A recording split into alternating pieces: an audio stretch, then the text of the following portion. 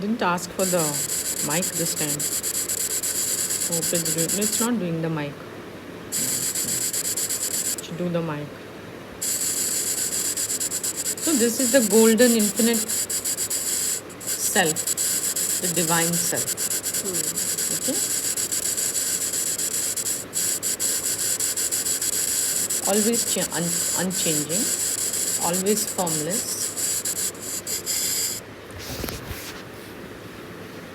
Now, Atmanah Akasha Sambhutah. It manifests as Akasha. It's manifesting now, okay, as Akasha. So blue I'm representing as Akasha. Blue is Akasha. The change is nothing has happened to consciousness. It's just that an appearance of Akasha has come.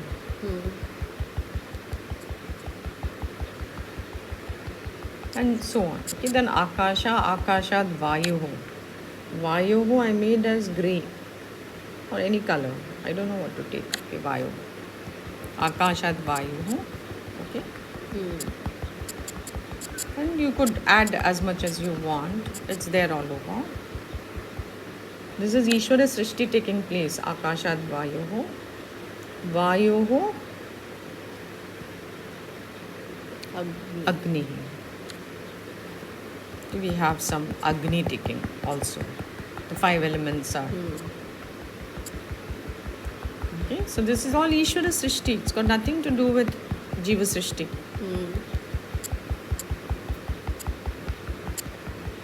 It's beautiful. Nothing happens to the yellow. Then Agner Apaha. So Apaha, we can take a deeper shade of blue maybe. Agner Apaha.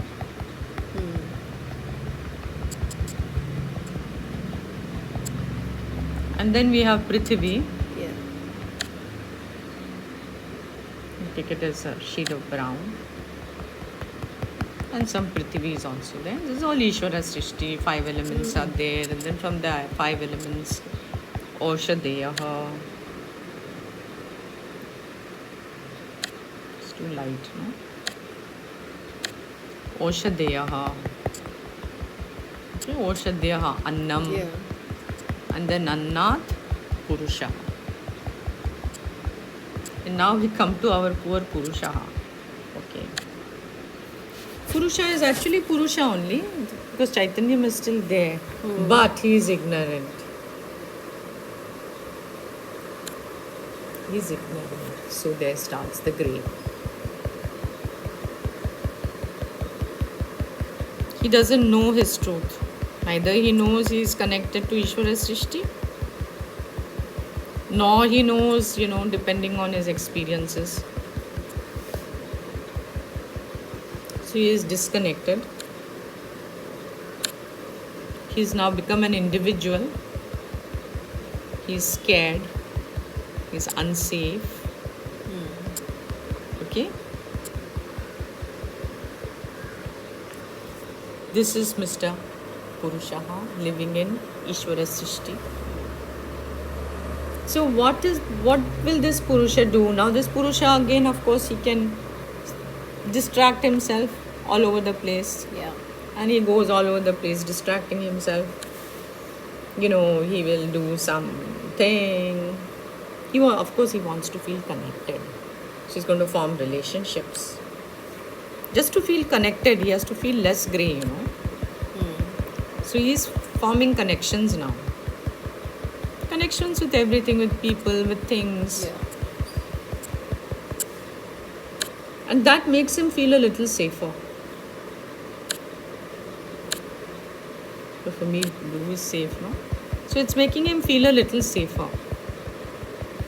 It's all surface stuff,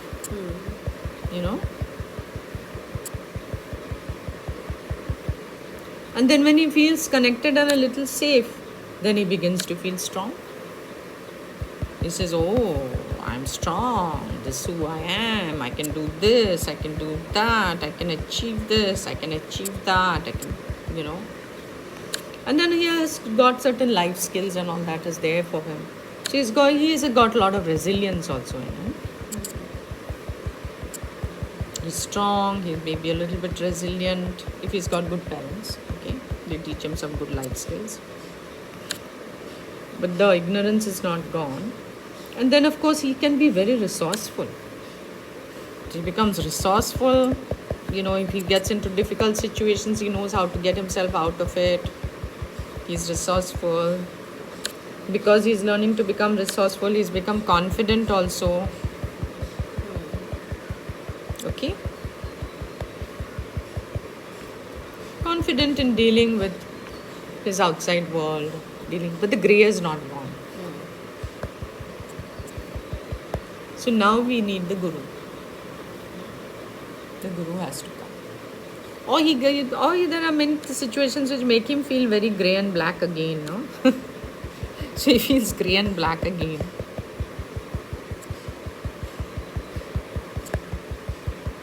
And he's figured out that all this is not working.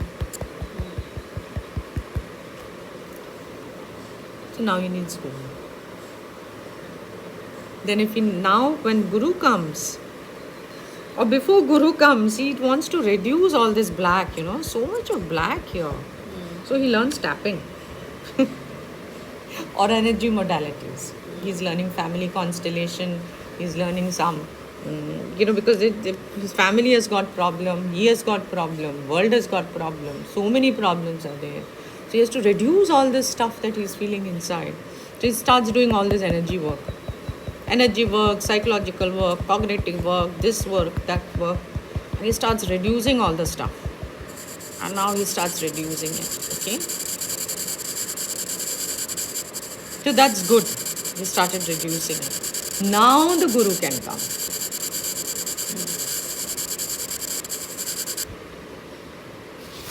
Now there's very little of the grey stuff, very light. There's a lot of tapping, a lot of constellation work, a lot of some other work, cognitive therapy, karma yoga, bhakti, all is there.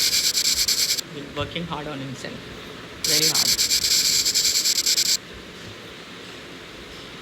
And Guru has to come and point out to him. Well, he has to go backwards now. And point out to him that, sweetheart, Yellow. No, before that you start watching all this stuff. Because now there's relatively less stuff, so he can watch. When it's all so, he's not able to watch anything. So now it's much less. So it's much easier for him to be a Sakshi. So he starts beginning to be a Sakshi. Then when he starts beginning to be a Sakshi, he begins to see that sometimes, this grey comes. Then it gets replaced by some darker grey sometimes. Some situations are there. And the grey seems to come back. Then some nice people are around him. So he begins to feel that, he's beginning to feel nice. But he begins to notice now that everything is coming and going. So some clue he begins to get. That his whole mental state of his, when he feels unsafe, he does something, he starts feeling safe, some more tapping and all. But he begins to realize it's coming and going. It's all coming and going, coming and going, coming and going, coming and going. But the grey is not coming and going. That Apurnata sense which is there, that is not coming and going. So of course now ready for Guru. So now Guru comes. Guru has already told him, you watch. So he's been watching. And in that watching, that process is a very important process. Because he has to figure it out for himself. That this is coming and going. And then Guru says, how can you know it's coming and going? How will you know it's coming and going? Are you coming and going? There has to be something which is not coming and going. And Guru starts his work, So we'd have to, and then Guru has to remove all that. And suddenly begins to see that,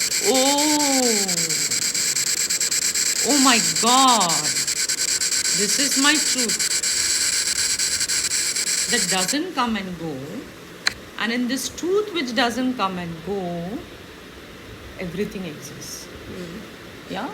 All that is coming and going exists. And then he is able to recognize that actually Purnoham. And that is the end of the story.